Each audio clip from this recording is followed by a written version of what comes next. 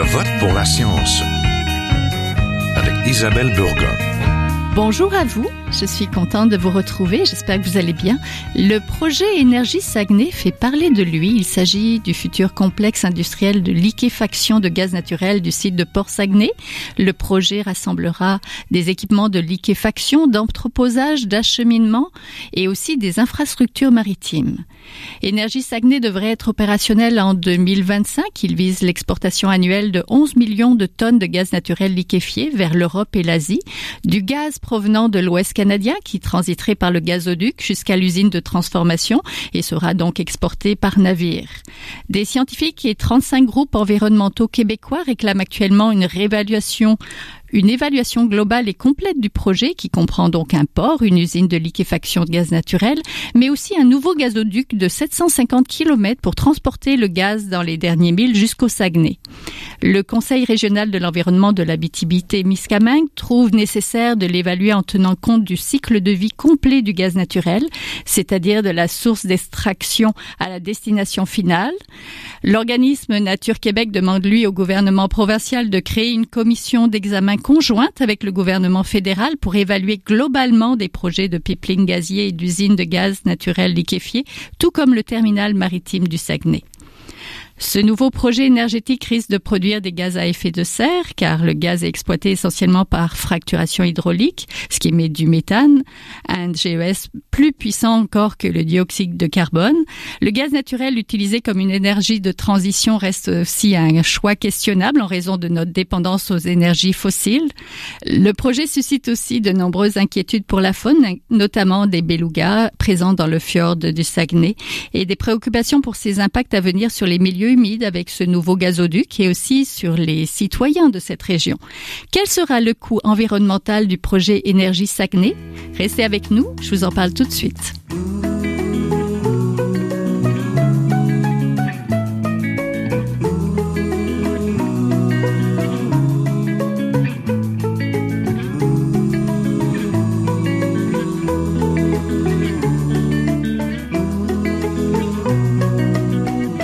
Parler des impacts environnementaux et des préoccupations qui entourent le projet Énergie Saguenay, je rejoins tout de suite Christian Simard, le directeur général de Nature Québec. Bonjour. Oui, bonjour. Vous réclamez une évaluation globale du projet Énergie Saguenay. Ce n'est pas le cas actuellement. Pourquoi c'est important de regarder ce projet et ses impacts comme un tout? Bon, c'est important. Vous savez, c'est comme GNL Québec, qui est une société en commandite, a créé comme deux compagnies. Une pour acheminer le gaz via une compagnie qui s'appelle Gazoduc, donc pour acheminer le gaz jusqu'à l'usine de transformation en gaz naturel liquéfié au Saguenay, avec un terminal maritime qui donne sur le fjord du Saguenay. Globalement, ce projet-là, c'est jusqu'à 14 milliards d'investissements. C'est énorme.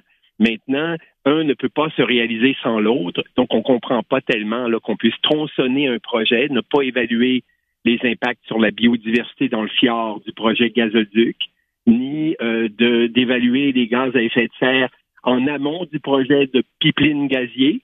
Donc, c'est des évaluations qui sont tronçonnées, limitées au niveau des sujets, limitées sur les impacts globaux, et on trouve pas ça tellement normal qu'on saucissonne, c'est un peu l'expression, le jargon, saucissonner un projet pour l'aider à passer plus facilement le processus d'examen public.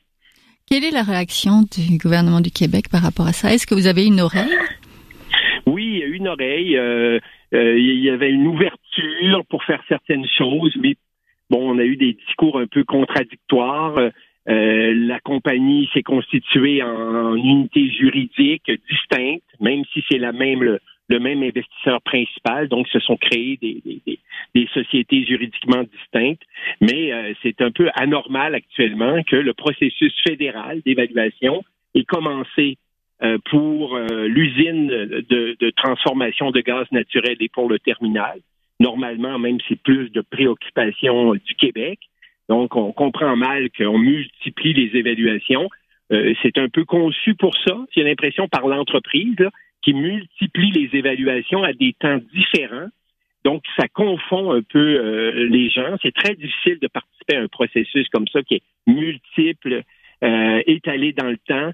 Donc, une chatte hyper c'est petit, si vous voulez, puis on n'est pas en mesure d'évaluer si ce projet-là est pertinent. Parce que il faut s'interroger sur qu'est-ce qu'il va occasionner ou provoquer comme émission de gaz à effet de serre, quel type de gaz va être transporté dans le gazoduc, quels sont les impacts de l'usine, du terminal, du trafic maritime sur le Saguenay, là, qui va impacter directement les belugas du Saint-Laurent. Donc, il y a de multiples impacts. Je parle pas de la biodiversité le long du gazoduc là, qui va être affecté. Donc, c'est une multitude d'impacts et on saucissonne ça dans différents processus. Et au bout du compte, j'ai l'impression que la démocratie ou le bien commun ne sera pas bien servi. Oui, parlons-en justement des impacts environnementaux. Ce projet s'ajoute aux autres projets industriels qui risquent de nuire donc à la population de belugas du Saint-Laurent. Quels sont les autres impacts sur les milieux naturels et la biodiversité qui... Bon, encore là, il y a la partie gazoduc, la partie pipeline qui va acheminer le gaz de l'Ouest. Sans doute du gaz de schiste. Habituellement, c'est 70% de la production nord-américaine, c'est du gaz de schiste. Donc, qui va passer à travers le gazoduc. Le gazoduc, 700 kilomètres, qui va passer, donc, qui va traverser des milieux humides, qui va traverser l'habitat d'espèces menacées ou vulnérables. Donc, on parle 18 selon les données du Centre de données sur le patrimoine naturel du Québec. On va retrouver jusqu'à 17 espèces fauniques menacées ou vulnérables dans la zone d'étude et jusqu'à 18 espèces floristiques qui sont sur cette même liste. Donc, on parle de 24 000 kilomètres de cours d'eau là, qui sont dans la zone d'étude de ce pipeline gazier-là. Donc, c'est traversée de rivières, traversée de milieux humides, impact sur l'habitat d'espèces qui sont menacées ou vulnérables. Et on n'en connaît pas encore beaucoup de précision parce que le tracé définitif n'est pas connu, mais on sait que traverser 700 kilomètres avec un pipeline gazier, là, ça se fait pas sans impact sérieux sur les habitats naturels. Ça, c'est du côté gazoduc. Si on se transforme du côté la production, il y a l'usine elle-même qui va émettre aussi des polluants dans ce processus de transformation et le terminal qui va emmener le produit fini, le gaz naturel liquéfié, dans des énormes méthaniers et ça va augmenter le trafic maritime dans l'habitat essentiel des belugas du Saint-Laurent. Il y a 4 autres projets industriels au Saguenay. On parle de 180% d'augmentation là, du trafic maritime sur le Saguenay, si on globalise tous ces projets-là. Donc, c'est des impacts significatifs au niveau du son. Il y a la baie Sainte-Marguerite qui est située dans le fjord du Saguenay, qui est un habitat essentiel. Et dans le fond, il va traverser l'habitat protégé. Tout ça va même augmenter le trafic maritime dans l'estuaire du Saint-Laurent, encore là dans l'habitat essentiel du beluga du Saint-Laurent. Donc, c'est des projets industriels d'un autre âge, basés sur l'énergie fossile, qui vont accélérer les changements climatiques, qui vont avoir des impacts importants sur la biodiversité. Donc, ce sont des choses qui, il me semble, vont pas dans le sens où on devrait aller, une économie là, décarbonée.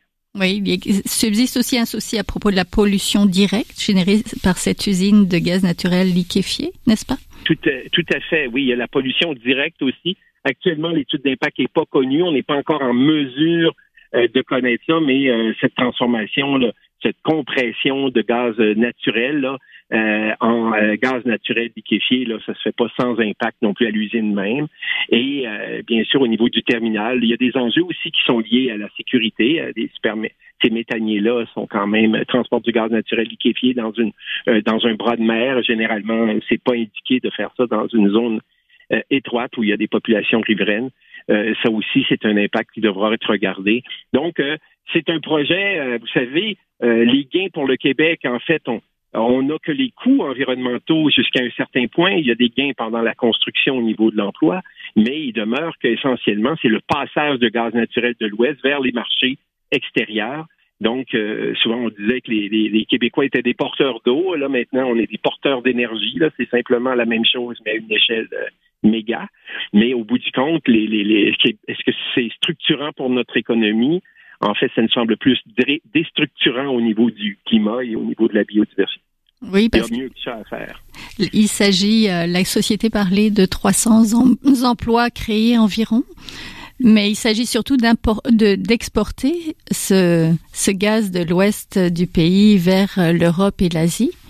Oui, c'est tout à fait ça le but. On nous dit que ce serait en remplacement de gaz encore plus ou de produits énergétiques encore plus polluants. Il y a une démonstration qui reste à faire à ce niveau-là parce qu'ils ne refuseront pas de clients et ils compétitionnent d'autres producteurs de gaz et au bout du compte, c'est une ouverture au gaz fossile canadien et américain vers les marchés extérieurs. Et c'est maintenir des infrastructures là, importantes qui vont développer la consommation de gaz fossile au lieu de la réduire. Et on sait qu'il faut absolument là, laisser l'essentiel des énergies fossiles dans le sous-sol plutôt que de l'exploiter et de l'exporter. Là, je pense que toutes les études, donc il semble y avoir toujours au niveau politique et économique là, un genre de dichotomie là, où on semble oublier toutes les données sur le climat parce que là, il y a des emplois à court terme et le débat, il y a une sorte de schizophrénie politique où au niveau fédéral, là, on défend les accords de Paris tout en développant des projets de gaz fossile là, à grande vitesse. Là. C'est ça. Vous avez une oreille du gouvernement du Québec. Est-ce que vous avez une oreille aussi du gouvernement fédéral? Que dit le gouvernement fédéral par rapport à tout ça? Ben, le gouvernement fédéral va avoir le dernier mot au niveau du pipeline gazier parce qu'il y a une partie ontarienne, donc ça devient un pipeline interprovincial. Et là, il y a l'Office national de l'énergie. On est un peu dans la cacophonie législative parce que l'Office national de l'énergie est en parfaite mutation présentement, mais c'est pas complété. Les législations sont bloquées au Sénat. Donc, on ne sait pas trop qui va évaluer au niveau fédéral le projet. Mais on voit bien qu'ultimement, au niveau fédéral, quand il y a un conflit entre la protection du climat et le développement des hydrocarbures, actuellement, il n'y a rien qui nous indique le contraire. Là, en in fine, là, à la fin du processus, il semble que c'est toujours les gaz à effet de serre qui gagnent. Et donc les producteurs de gaz de fossile. Donc, on sent un préjugé favorable pour toute exportation d'énergie de l'Ouest vers les marchés. C'est le discours, c'est ce qui tient lieu de politique énergétique au Canada. Et aussi, il semble y avoir un préjugé favorable du gouvernement du Québec là, qui a été annoncé dès l'annonce du projet par le premier ministre Legault. Mais ces choses-là changent, vous savez. Il n'y a pas d'acceptabilité sociale pour ce projet-là. On a déjà fait une bataille avec Énergie Est, très importante. Vous vous souvenez, le port de Kakuna. Et les Belugas sont toujours là. Ils sont prêts. C'est leur habitat essentiel. On peut pas. Et même maintenant, la loi est encore plus stricte pour la protection de cet habitat-là. Donc, on n'a absolument pas dit notre dernier mot. Et si les gouvernements semblent favorables à tout ce qui touche l'économie, peu importe la nature de cette économie-là, bien, ils vont quand même se heurter là à une forte opposition puis à une conscience de l'urgence climatique dans la population. Donc, ce truc-là n'est pas encore fait, non? C'est pas acquis. Et s'il y a des milliards à investir, je crois qu'il faut le faire maintenant dans une nouvelle économie sans carbone. Je vous remercie beaucoup. Donc, on était en compagnie de Christian Simard, le directeur général de Nature Québec.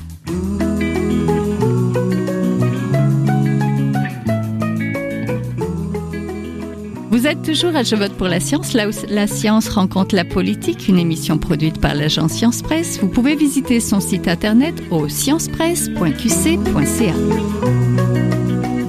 Je suis maintenant en compagnie de Bianca Bédard, la directrice générale par intérim au Conseil régional de l'environnement de l'Abitibi-Témiscamingue. Bonjour. Bonjour. Vous avez participé à la rédaction de mémoires concernant des études d'impact sur l'environnement de divers projets miniers en Abitibi-Témiscamingue et vous siégez également sur différents comités de suivi et de comités consultatifs en lien avec des projets miniers.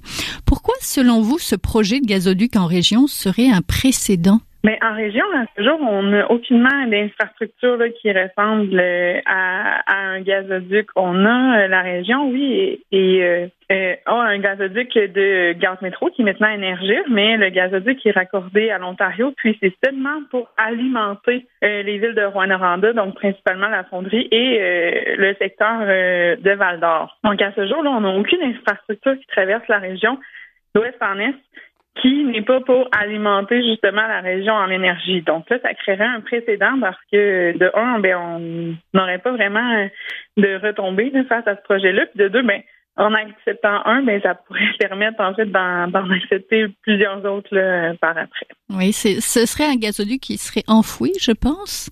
Est-ce que même enfoui, le gazoduc de Gaz Métro est présentement enfoui, puis ça a quand même créé certaines problématiques, notamment dans le cas de la mine canadienne Malartic, mais elles sont présentement en projet d'agrandissement et ont dû déplacer là, une bonne section quand même du gazoduc, ce qui a entraîné des frais évidemment, là, mais ici en région, on a beaucoup de sentiers de motoneige, de sentiers de VTT, donc vraiment on a différents usages, on a justement de la foresterie, tout ça, qui pourrait être un peu problématique là, si on doit traverser, par exemple, le gazoduc à de nombreux endroits. Quelles seraient les retombées économiques réelles prévues pour justement votre région d'accueil de ce gazoduc-là? Je vous dirais que la première retombée économique qu'ils nous ont parlé, c'est de redevances qui pourraient être offertes aux municipalités ou aux privés, dont qui accueilleraient en fait le gazoduc.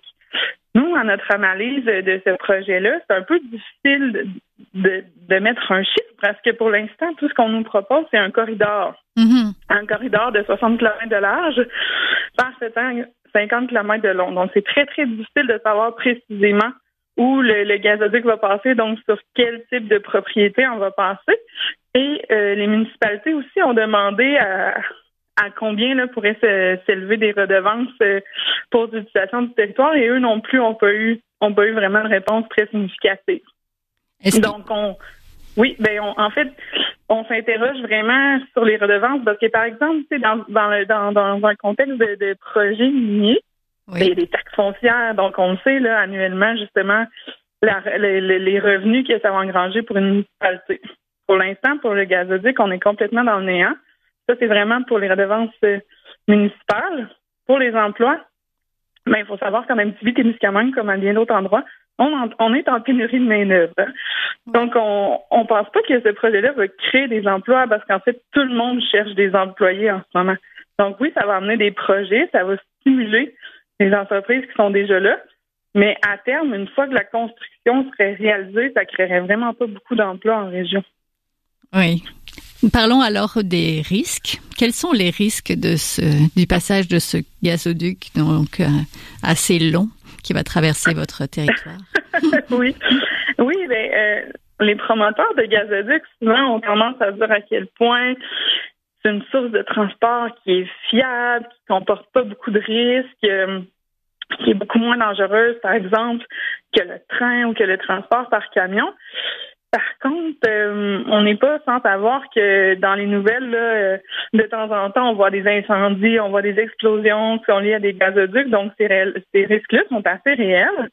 D'autant plus que, justement, on ne sait pas encore dans quelle zone va passer le gazoduc. Donc, si on est proche de sections qui sont relativement habitées, on s'interroge vraiment sur les risques pour les humains, en fait. Et il y a aussi les risques d'émissions fugitives dans l'atmosphère. Ça, à l'heure où on essaie de diminuer un peu le bilan de l'émission de nos GES, on trouve que c'est un peu contradictoire le fait d'accepter un tel projet alors qu'on sait que ça va possiblement émettre des émissions de GES dans l'atmosphère. Avez-vous une bonne idée du tracé? Savoir si ça va passer, par exemple, proche des écoles, proche des villes? Ce que je peux vous dire, c'est que on a eu quand même des différentes rencontres avec le promoteur. Les gens ont émis leurs préoccupations et les endroits où le tracé ne devrait pas passer, dans le fond. Donc, quand même, sur le territoire, il y a des zones comme, par exemple, c'est bien entendu que le noyau urbain de Rouyn-Noranda va être évité, mais aussi, il faudrait éviter le secteur du parc de Guebel et tout ce qu'il y a autour. Donc, je vous dirais que le tracé commence peut-être un peu à se décider de lui-même. Par contre, le promoteur nous a dit qu'on ne pouvait pas avoir le premier tracé là, avant avril. Avril, oui. Oui, avril. Est-ce que ça vous préoccupe? Certainement que ça nous préoccupe parce que ils ont déjà émis un avis de projet, donc là, ils sont déjà un peu engagés dans le processus avec le ministère de l'Environnement, alors qu'à ce jour, ils n'ont toujours qu'un corridor qui est proposé. Là, en avril, ils vont proposer un tracé. Ça laisse très peu de temps pour commenter ce tracé-là et proposer des tracés alternatifs avant le début des inventaires floristiques et fauniques sur le territoire qui doivent avoir lieu en mai et en juin, puis après se poursuivre tout l'été. Donc, si le promoteur, par exemple, propose seulement un tracé, c'est très discutable parce que ça laisse plus de place justement aux modifications là, avant de pouvoir faire les inventaires terrain, justement l'écoute des espèces des oiseaux, tout ça qui doit être fait au mois de mai, au mois de juin. Donc oui, on est tout à fait inquiet de la situation. Oui. Donc justement, quels seraient les impacts pour les milieux humides, pour la faune et aussi les milieux naturels d'intérêt de votre région à partir de ce corridor-là que vous connaissez? Il faut savoir qu'en région, on compte environ 20 000 lacs et de nombreuses rivières. Donc, on sait déjà là, qu'il y a de nombreux milieux hydriques qui vont être touchés. Il y a des grandes rivières qui devront être traversées, possiblement la rivière Kinojivit, la rivière Arikana, qui est en fait un fleuve qui jette dans la baie de James, et possiblement la rivière Belle. Donc ça, on s'interroge vraiment. Le promoteur nous s'assure que les procédés qui vont être utilisés pour enfouir là, le gazoduc sur la rivière sont à une pointe de la technologie, mais reste que c'est très inquiétant. À ça s'ajoute justement des nombreuses aires protégées projetées, donc qui ne sont pas encore réalisées, mais qui sont projetées, des refuges biologiques, des secteurs d'intérêt faunique ou des secteurs d'intérêt floristique, à des milieux humides. Il faut savoir, là, on est un peu dans la tempête des milieux humides. Hein. On en parle quand même depuis au moins 1 an. Et une des grosses problématiques avec ça, c'est que le projet se fera en grande majeure partie sur des terres publiques. Donc, ces terres publiques-là, on connaît pas nécessairement justement toute la richesse écologique. Donc, il va vraiment falloir s'assurer que les inventaires soient bien faits, puis que le principe de éviter, minimiser et compenser soit vraiment appliqué là, au pied de la lettre. C'est un projet qui est morcelé et la plupart des organismes comme le vôtre désiraient une évaluation plus globale. Pourquoi ça serait plus utile ou plus logique d'évaluer tout le projet plutôt que d'y aller par petits bouts, selon vous? Oui. Souvent, dans les évaluations environnementales, on néglige l'aspect des impacts cumulatifs. Ça a été négligé là, par les années. Le ministère est au courant. Je pense que depuis, le ministère fait des efforts. N'en demeure pas moins que dans le cas de ce projet-là, l'usine n'est pas pertinente si elle n'est pas alimentée par un gazoduc et le gazoduc n'est pas pertinent si au bout, il n'y a pas d'usine alimentée. Donc, et c'est essentiellement les mêmes promoteurs qui sont à la barre là, des 2 projets. Donc, nous, on s'est dit, c'est quoi le but réel, en fait, de morceler ce projet-là? Nous, on nous a dit que la raison essentielle, c'est pour des raisons économiques, c'est que ce ne seraient pas les mêmes investisseurs qui investiraient dans l'usine de ceux qui investiraient dans le gazoduc. C'est sûr que nous, d'un point de vue environnemental, d'un point de vue sociétal, c'est pas une raison qui nous semble très, très cohérente. Donc, oui, la raison principale, ce serait les impacts cumulatifs, notamment parce que dans le secteur de Saguenay, il y a plusieurs autres projets industriels là, qui se trament, qui pourraient mettre encore plus de pression sur le transport maritime. Oui, et sur l'environnement, finalement. Et sur l'environnement en général, oui. Évidemment. Je vous remercie beaucoup. On était en compagnie de Bianca Bédard, la directrice générale par intérim au Conseil régional de l'environnement de l'Abitibi-Témiscamingue, qui est originaire, vous êtes originaire de l'Abitibi-Ouest et qui vous détenez un baccalauréat en géographie ainsi qu'une maîtrise en biogéosciences de l'environnement de l'Université Laval. Merci encore beaucoup. Merci à vous.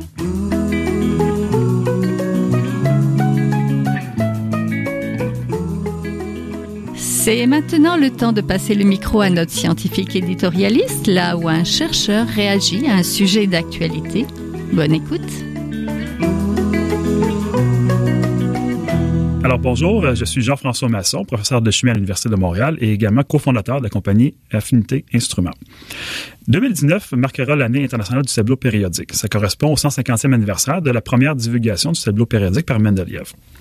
Je vais maintenant discuter un petit peu plus des éléments et de leur réactivité, des informations qu'on peut tirer du tableau périodique.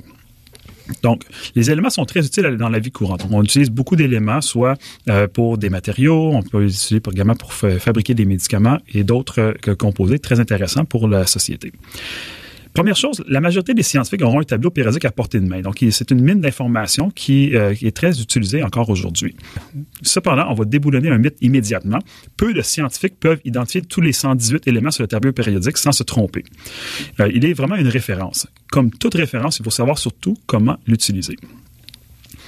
Également, il faut mentionner que ce n'est pas important d'apprendre par cœur tous les éléments. C'est vraiment être capable de bien naviguer dans le tableau périodique et de comprendre les informations qu'on peut en tirer. Le terme périodique dans le tableau périodique provient des propriétés des atomes, qui ont une certaine périodicité selon le numéro atomique ou le nombre de protons et d'électrons. Il y a donc des tendances se répétant pour chacune des rangées du tableau périodique. Ces propriétés peuvent être, par exemple, le volume atomique, l'électronégativité et la réactivité. Donc, il faut comprendre comment naviguer dans le tableau périodique. Il faut être capable de voir qu'il y a des tendances qui sont soit au niveau des rangées ou des colonnes. Ces tendances proviennent du remplissage des orbitales atomiques qui suivent un ordre bien rigoureux pour tous les éléments. Cependant, cette périodicité est maintenant remise en question pour les éléments extrêmement lourds, car leurs propriétés ne peuvent être mesurées. Donc, les nouveaux éléments qui sont synthétisés présentement ont un temps de vie qui sont extrêmement courts, soit de l'ordre de la femtoseconde, de la picoseconde, qui est à peu près 1/1000 d'un millionième de seconde. Donc, mesurer leurs propriétés est extrêmement difficile. On ne connaît pas leurs propriétés. Le tableau périodique comporte plusieurs informations. Devant l'impossibilité de toutes les indiquer sur un seul tableau, il y a diverses versions qui en existent. Toutes ont les mêmes éléments, sous le même arrangement, seulement l'information spécifique va changer. On retrouve habituellement le numéro atomique, la masse molaire, le symbole de l'élément, mais on peut également trouver d'autres propriétés qui sont relativement différentes. Donc, par exemple, l'électronégativité, le remplissage des orbitales, les états d'oxydation, l'énergie d'ionisation et des isotopes connus.